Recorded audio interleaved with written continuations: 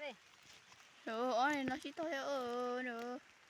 Nó Rồi đấy sao cá chỉ chia kêu nữa này cá nó chỉ trắng lên một bên nói. Ồ. Ở đây nó chỉ ở đây nó chỉ trắng lên một nó lên một khéo.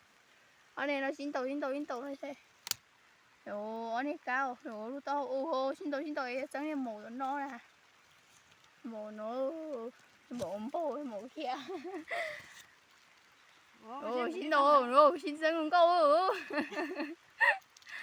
Ồ thì cá nó chỉ trắng luôn câu rồi cho xin tàu hả? Ôi thì nói tôi rất sợ.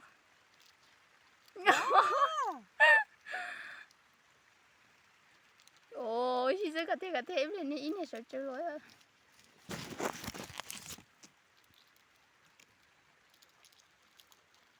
Ồ, tao bảo cái con này chết ta hay luôn. đâu rồi.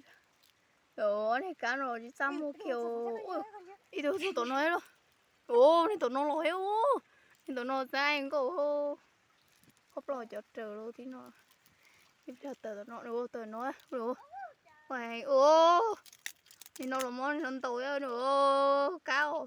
Cá gì chỉ chia kêu nữa. Ô, cá ít thức kia luôn. Nói chuyện thả mình tem chín nó ra.